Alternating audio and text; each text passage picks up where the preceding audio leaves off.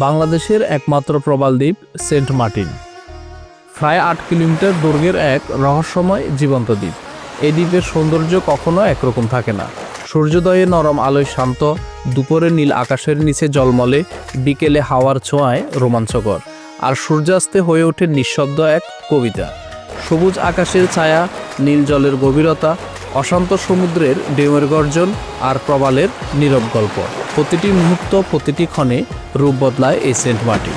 এটা শুধু একটি দ্বীপ নয়, এটা প্রকৃতির এক চলমান অনুভূতি। আজকের গল্পে আমি আপনাদের সামনে তুলে ধরব সেন্ট মার্টিনের 5টি হিডেন ভিউ পয়েন্ট, যেগুলো অনেকেরই চোখে পড়ে না। এই জায়গাগুলো সম্পর্কে জানলে আপনি আপনার সেন্ট মার্টিন ভ্রমণের সময় খুব সহজে লোকেশনগুলো এক্সপ্লোর করতে পারবেন এবং প্রতিটি জায়গার সৌন্দর্য সম্পর্কে আগেই একটা স্পষ্ট ধারণা পাবেন। এর ফলে আপনার পুরো ট্রাভেল প্ল্যান হবে আরও সহজ, গোছানো এবং স্মরণীয়। তো চলুন চলে যাই সেন্ট মার্টিনের সেই লুকানো সৌন্দর্যের খোঁজে।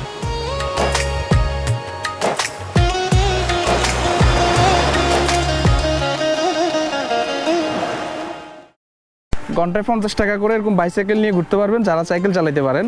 পাশাপাশি এই যে বিচের পাশে যদি চালান তাহলে অন্যরকম একটা ফিলিংস হবে, বিশেষ করে সকাল এবং বিকাল না। হ্যাঁ, বিশেষ করে একদম ভোরে অনেকে দেখি ফজরের সময় ওই যে সানরাইজ দেখার জন্য বাইক নিয়ে যায়। এই যে বাইরে নিচে দেখে ভালো লাগতেছে। এইদিকে আবার দেখেন আরেক রকম সৌন্দর্য। আমরা তখন অনেক স্যান্ড ছিল, ওইটার উপরে হাঁটাহাঁটি করছি, এখন হচ্ছে অনেকগুলো কোরাল। পাশাপাশি এই যে সমুদ্রের ঢেউটা কোরালের উপরে আছড়ে পড়তেছে। যে আপনারা যদি স্পিড বোটে করে ওই যে দূরে দেখা যাচ্ছে, ক্যামেরায় আসছে কিনা জানি না, দারুচিনি দ্বীপ যেতে চান তাহলে কোনার পাড়ায় চলে আসবেন। এখান থেকে যে বাইরে আছে পার পার্সন হচ্ছে 200 টাকা করে এখান থেকে দারুচিনি দ্বীপ যেতে পারবেন। তবে যদি 7-8 জন হয় তাহলে সবচেয়ে বেটার হয় ইনস্ট্যান্ট যেতে পারবেন, আর না হলে একটু 5-6 জন হওয়ার জন্য একটু ওয়েট করতে হবে। ছোটো যে স্পিড বোটগুলো দেখতে পাচ্ছেন এগুলো হচ্ছে 8 জন, আর এগুলোতে 15-20 জন। ওটাতে মনে খরচ একটু কম নাকি? না, সবগুলোর মধ্যে কস্টিং প্রাইস সেম। পর্যন্ত যাবে, সমস্যা নেই।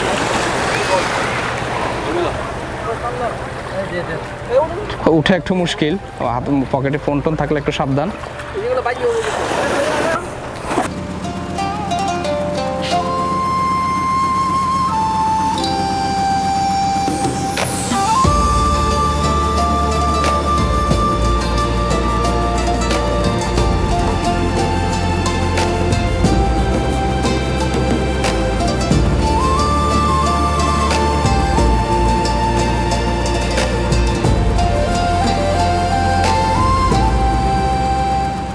এই তো আমরা পৌঁছে গেলাম, মাত্র 7-8 মিনিট লাগে, বেশি সময় লাগে না। দারুচিনি দ্বীপে চলে আসলাম, পার পার্সন 200 টাকা করে। আর সবাই এখানে দেখি ফটো সেশন, ভিডিও এগুলো নিয়ে অনেক সুন্দর সুন্দর ছবি তুলতে পারবেন। এখানে ছবি তোলার জন্য বেস্ট, ভিডিও করার জন্য, ছবি তোলার জন্য, কারণ চারপাশে এই যে কত সুন্দর সুন্দর ঢেউ এবং নীল পানি। তো আশা করি ভালো লাগবে। মোটামুটি আধা ঘন্টা সময় কাটানোর জন্য এখানে সুযোগ দিবে। আপনারা 7-8 জন হলে এরকম একটা ট্রলার নিয়ে চলে আসতে পারবেন। সেন্ট মার্টিনের বুকে লুকিয়ে থাকা এক স্বপ্নের নাম দারুচিনি দ্বীপ।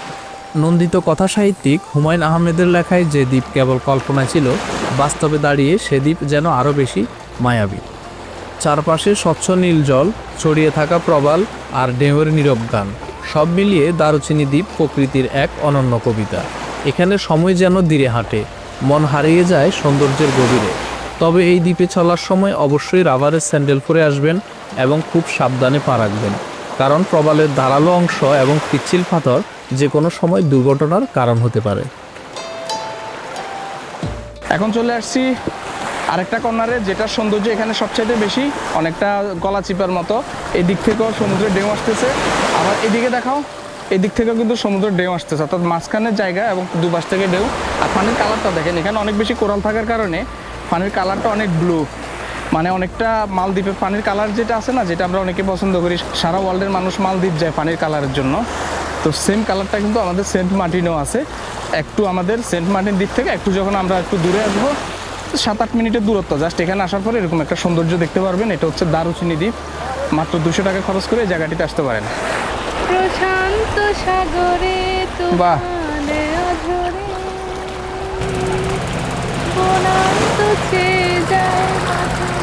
হাসিতে প্রশান্ত সাগরে তুছে যায় বাসন্তী হাসিতে। শুভ সকাল সবাইকে। এখন মোটামুটি 6টার কাছাকাছি, 5:50। যে উদ্দেশ্যে বের হলাম সেটা হচ্ছে সানরাইজ দেখব। আজকে 6:25 সানরাইজ হবে। আপনারা অনেকে হয়তো জানেন না, 2026 সালেও কিন্তু সেরাদ্বীপ যাওয়া যায়। এই যে দেখতে পাচ্ছেন অনেকগুলো টমটম, তারপরে মোটর বাইক, এই সবগুলো গাড়ি কিন্তু সেরাদ্বীপের দিকে যাচ্ছে। সবচেয়ে সুইটেবল টাইম হচ্ছে ভোর 5টা থেকে 6টার মধ্যে যাওয়া।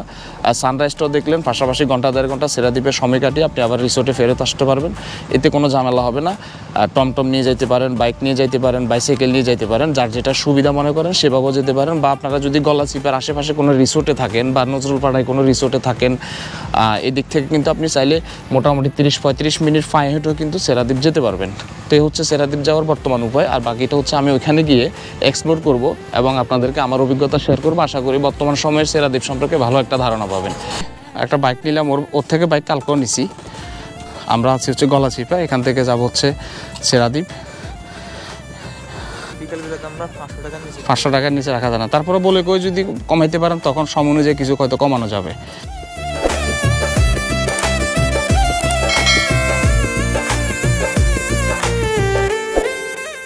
সেরাদ্বীপে আসতে চাইলে সবচেয়ে সাশ্রয়ী উপায় হলো 4-5 জন মিলে একটি টমটম রিজার্ভ করা। চাইলে বাইসাইকেল নিয়েও আসতে পারেন। আর আমার মতো মোটর বাইকেও আসা সম্ভব, তবে সেক্ষেত্রে খরচ তুলনামূলকভাবে অনেক বেড়ে যায়। এখানে আসা যাওয়া মিলিয়ে প্রায় 1 কিলোমিটার হেঁটে দ্বীপটি এক্সপ্লোর করতে হয়। তাই যারা সিনিয়র সিটিজেন অথবা হাঁটাহাঁটিতে সমস্যায় ভোগেন, তাদের জন্য বিষয়টি আগে থেকে ভেবে নেওয়া খুবই গুরুত্বপূর্ণ। সঠিক পরিকল্পনা থাকলেই সেরাদ্বীপের প্রবাল সমুদ্র আর প্রাকৃতিক সৌন্দর্য হবে সত্যিকার অর্থেই উপভোগ্য। এখানে আসলে এখনও সেন্ট মার্টিনের যে ওয়াইল্ড যে ব্যাপারটা, যেহেতু মানুষজন কম আসে এসব দিকে, এখনও আছে। আপনি যদি এই রাস্তাটাকে দেখেন তাহলে আপনি সেন্ট মার্টিনকে অনুমান করতে পারবেন যে এটা আসলে আগে কতটা সুন্দর ছিল। কারণ এদিকে দেখেন এখনও প্রচুর পরিমাণ কেয়াবন এবং কত সুন্দর একদম সবুজ। তো যেখানে মানুষ যায় সেটাই নষ্ট হয়। দুইটাই আসলে পরিবেশের অংশ। এখন একটু সচেতন থাকলে হয়।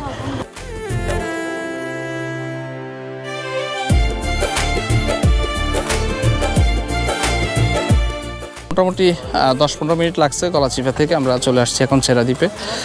যদি 8টার পর আসেন আর ঢুকতে দিবে না, অবশ্যই 8টার আগে আসতে হবে। মানে আপনি সবচেয়ে বেটার হয় ভোর 5:30 বা 6টার দিকে উঠে এখানে এসে সানরাইজটা দেখলেন, ঘন্টা দেড় ঘন্টা ঘুরলেন, ছবি তুললেন, জায়গাটা একটু এক্সপ্লোর করলেন, দেন আপনারা আবার কটেজে ফিরে যাইতে পারেন।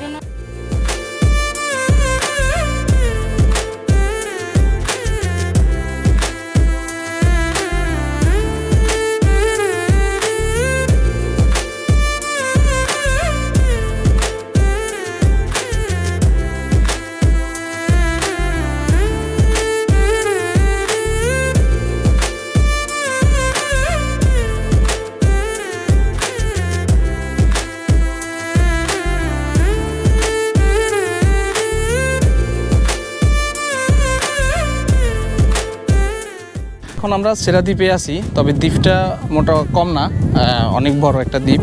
ওই যে দেখতে পাচ্ছেন 3টা ঝাউবনের আছে, এই একটা ঝাউবন, ওই যে আরেকটা ঝাউবন, তারপর ওই যে আরেকটা ঝাউবন। আপনি পুরাটা যদি হেঁটে এক্সপ্লোর করেন তাহলে মোটামুটি 2 ঘন্টা যদি হাতে সময় নিয়ে আসেন তাহলে সবচেয়ে বেটার হবে। আসলে বাংলাদেশের সীমানার একদম শেষ প্রান্ত সেরাদ্বীপ। আপনারা যদি বাংলাদেশের ম্যাপটা দেখেন খুব ইন্টারেস্টিং, খুব ছোট একটা দ্বীপ দেখা যাবে।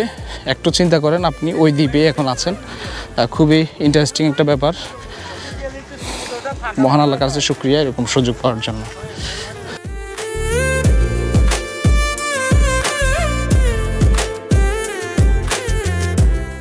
বাংলাদেশের মানচিত্রের একেবারে শেষ প্রান্তে বঙ্গোপসাগরের নীল জলের সাথে মিশে আছে প্রবাল পাথরে ঘেরা এক সুন্দর দ্বীপ, যার নাম সেরাদ্বীপ।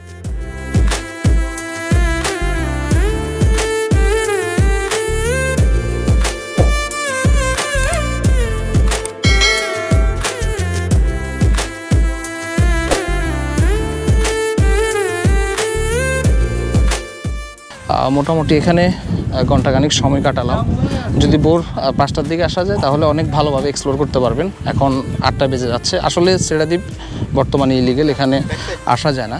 তারপর এখানকার স্থানীয় মানুষজন একটা পলিসি বের করছে, ভোর 5টা থেকে 8টার মধ্যে যাওয়া যায়। তো মানুষ ওই হিসেবে আসতেছে। তো এখানকার কোস্ট গার্ড বা যারা দায়িত্বে আছেন পরিবেশ মন্ত্রণালয়ের, ওরা সবাইকে 8টার পরে তাড়াই দিচ্ছে। তো ওরা যে ঘুম থেকে উঠতে যে 8টা পর্যন্ত সময় লাগে, এটাকে কাজে লাগিয়ে মানুষজন এখানে আসতেছে, ঘুরতেছে। আমি নিজেও জানতাম সেরাদ্বীপ আসলে আসা যায় না, তো চিন্তা করলাম একটা সুযোগ যেহেতু আছে, আর যদিও ইলিগেল, আসাটা উচিত হয় নাই। তো আপনারা যদি খুব আগ্রহ থাকে, এতটুকু কষ্ট স্বীকার করলে আসতে পারেন, আর এইভাবে আসা যাবে। তবে অবশ্যই খেয়াল রাখবেন যেন পরিবেশ যেন নষ্ট না হয়। তারপর সেরাদ্বীপের সৌন্দর্যের প্রতি কোনো না, অনেকে দেখি অনেক পাথর নিয়ে যাচ্ছে, তারপরে পাথরে মানে ব্যাগে ভরতেছে, ঝিনুক ব্যাগে ভরতেছে, এটা আসলে ঠিক না। ওনারা বারবার এটা নিষেধ করতেছে। তো সেরাদ্বীপ থেকে আপাতত বিদায় নিচ্ছি, সবাই ভালো থাকবেন, আসসালামু আলাইকুম। সমুদ্রের কিনারায় বসে সূর্যোদয় আর সূর্যাস্ত দেখার অনুভূতি সত্যি অন্যরকম। আর সেই মুহূর্ত যদি উপভোগ করা যায় সেন্ট মার্টিনের মতো একটি প্রবাল দ্বীপে, তাহলে সেই অভিজ্ঞতা ভাষায় প্রকাশ করা কঠিন। সেন্ট মার্টিনের গলাচিপা এমনই একটি অসাধারণ জায়গা, যেখানে মাত্র কয়েক মিটারের ব্যবধানে একই স্থানে দাঁড়িয়ে দেখা যায় সকালের শান্ত সূর্যোদয় এবং বিকালের রঙিন সূর্যাস্ত।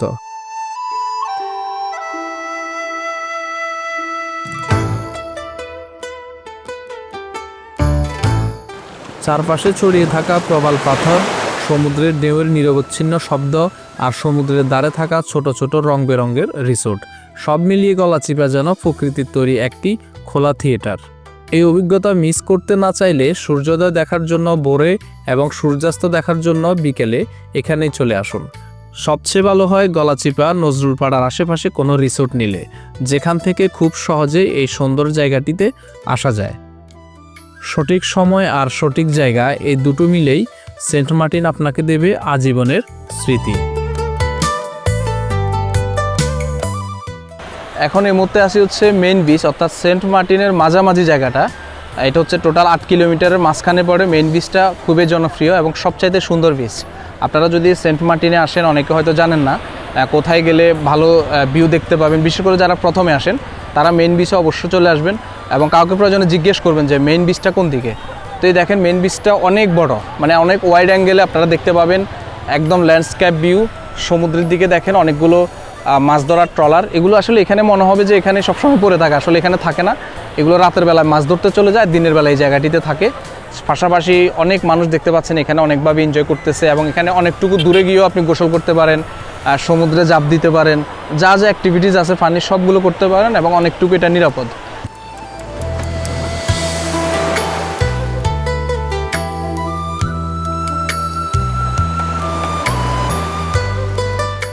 সেন্ট মার্টিন দ্বীপের ঠিক মাঝামাঝি অবস্থান করা একটি দারুণ সুন্দর জায়গার নাম মেইন বিচ।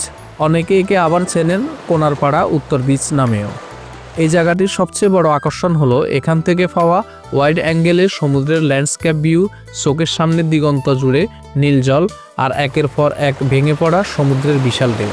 এখানে সমুদ্রে নামা তুলনামূলকভাবে নিরাপদ, আর সে সঙ্গে চোখে পড়বে জেলেদের দৈনন্দিন জীবন, জীববৈচিত্র্যের নীরব গল্প আর পর্যটকদের প্রাণবন্ত উপস্থিতি। সেন্ট মার্টিনের এই মেইন বিচে আসলে কিভাবে আপনার সময় কেটে যাবে আপনি টেরই পাবেন না। তাই সেন্ট মার্টিন ভ্রমণে এলে এই জায়গাটি আপনার ভ্রমণ তালিকায় অবশ্যই রাখবেন।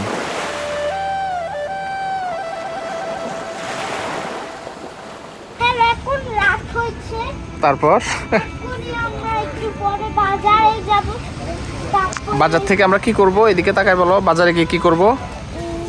বাজারে শপিং করব আমরা। তাই আমরা তাহলে শপিং করতে যাচ্ছি। হ্যাঁ, জেটিঘাট বাজারে যাচ্ছি, কিছু কেনাকাটা করব। হ্যাঁ, এই যে আমরা এখন কোথায় যাচ্ছি? শপিংয়ে যাচ্ছি। জেটিঘাট বাজারে একটা টমটম নিয়ে সবাই মিলে শপিংয়ে চলে যাচ্ছি। দেখি কিছু কেনাকাটা করা যায় কিনা। এই যে দেখা যাচ্ছে এটি হচ্ছে জেটিঘাটের মেইন বাজার, মাছ বাজার। হোটেল রিসোর্ট আসলে সবগুলো মাছই এখান থেকে যায়। এটা জাস্ট জেটিঘাট থেকে একটু আসলে আর বাজারের মেইন মাথায় হচ্ছে পুলিশ পাড়ির পাশে হচ্ছে এই বাজারটা। তো এখানে অনেক রং বেরঙের মাছ উঠে, সকাল সন্ধ্যা সবসময় মাছ পাওয়া যায়। এই যে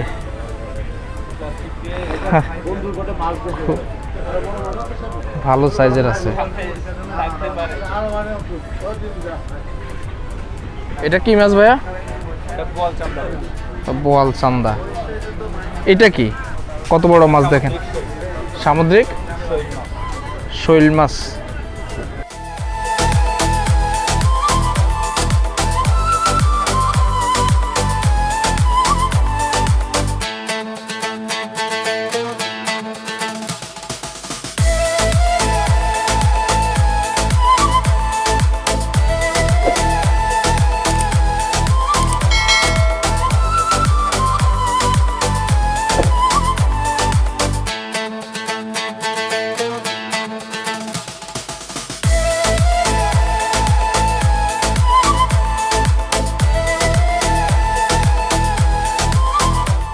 আমার তালিকায় একেবারে শেষের দিকে রেখেছি সেন্ট মার্টিনের প্রাণকেন্দ্র জেটিঘাট বাজারকে। সন্ধ্যার পর এই জায়গাটিতে এলে দ্বীপের আসল ব্যস্ততা আর জীবনধারা আপনার চোখের সামনে ভেসে উঠবে। এখানে পাবেন স্থানীয় মাছের বাজার, যেখানে সমুদ্র থেকে সদ্য ধরা বিভিন্ন সাইজ আর প্রজাতির সামুদ্রিক মাছ দেখতে পাবেন। চাইলে এখান থেকে মাছ কিনে বারবিকিউ করে খাওয়ার সুযোগও আছে। এর পাশাপাশি বাজারে ছোট ছোট দোকানগুলো থেকে আপনার প্রিয় মানুষের জন্য স্মৃতি হিসেবে কেনাকাটা করতে পারেন।